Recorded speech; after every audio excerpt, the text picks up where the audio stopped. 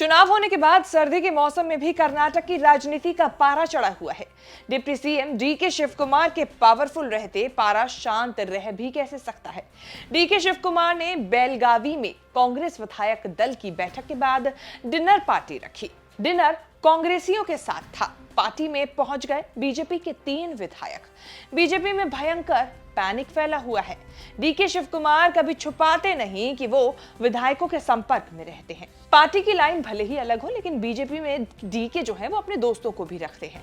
DK की dinner party का panic इसीलिए मचा हुआ है क्योंकि सरकार बनने के बाद से अटकलें और अफवाहें फैली हुई हैं कि पार्टियां टूट सकती हैं।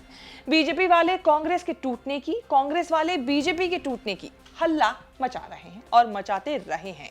डीके की डिनर पार्टी में जो विधायक पहुंचे उनकी पहचान हो गई है।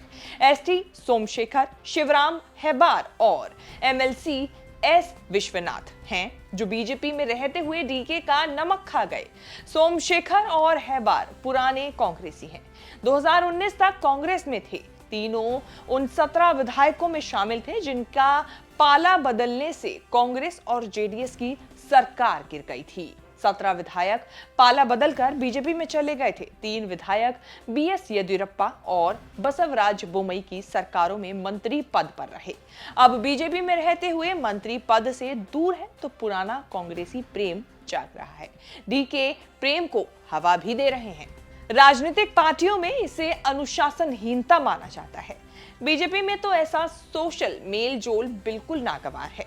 कर्नाटक बीजेपी अध्यक्ष बीवाई विजयेंद्र तीनों विधायकों को कारण बताओ नोटिस जारी करने की तैयारी में है। बीजेपी विधायकों से पहले डीके ने स्थिति साफ कर दी कि बीजेपी विधायकों की बैठक में शामिल नहीं थे। उनके लिए अलग डिनर रखा गया था। हालांकि सफाई से ये तो कंफर्म है कि डीके मेजबान थे और बीजेपी विधायक पार्टी से पूछे या बताए बिना मेहमान बनकर वहां पहुंच गए थे। जो ये 3 विधायक हैं उनके बारे में कहा जा रहा है कि तीनों जो हैं वो चुनावों के बाद से बीजेपी से कटे रहते हैं। हालांकि डिनर में जाने से पहले वो कांग्रेस के खिलाफ बीजेपी के धरना प्रदर्शन में शामिल भी हुए थे।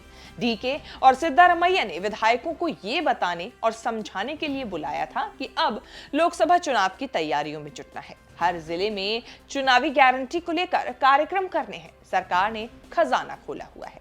हर विधायक के इलाके के लिए सरकारी खजाने से 25 करोड़ का फंड आवंटित किया जा रहा है।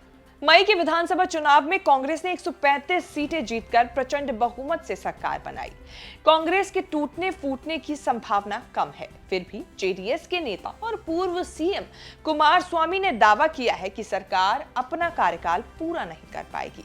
सबसे ज्यादा बीजेपी के उन विधायकों को लेकर अटकलें तेज हैं जो कुछ साल पहले तक कांग्रेस जेडीएस को छोड़कर बीजेपी में आए थे। एमपी, राजस्थान और छत्तीसगढ़ के चुनावों से कांग्रेस को झटका लगा, लेकिन कर्नाटक के बाद तेलंगाना में कांग्रेस का उदय हुआ। कांग्रेस को साफ साफ दक्षिण भारत में संभावना दिख रही है। कर्नाटक की जीत का क्रेडिट डीके को गया। तेलंगाना में भी डीके रेवंत रेड्डी की मदद के लिए एक्टिव रोल में थे। कांग्रेस हाईकमान के ऑब्जर्वर भी थे। कांग्रेस के क्राइसिस मैनेजर होने के बाद भी डीके कर्नाटक के सीएम नहीं बन पाए, लेकिन डिप्टी सीएम होकर भी कर्नाटक में कांग्रेस सरकार बना रहे हैं, सरकार चला रहे हैं। हो सकता है यह अनुमान लगाना जल्दबाजी हो कि कर्नाटक में क्या गुल खिलने वाला है, लेकिन राजनीति जिस दिशा में जा रही है वहां कुछ ना कुछ तो हो सकता है। डीके की डिनर पार्टी से निकला ये पहला गुल भी हो सकता है। आपके हिसाब से क्या होने वाला है? कमेंट करके जरूर बताएं। बाकी ये भी हमें बताएं कि आपको ये वीडियो कैसी लगी। आप देश विदेश से जुड़ी तमाम बड़ी खबरों के साथ बने रहने के लिए देखते रहिए न्यूज़ तक। हम आपके साथ लगातार ये तमाम जो भी खबरें होती हैं, जो भी अपडेट्स होती हैं, आपको न्यूज़ तक के जरिए देते रहेंगे। नमस्कार।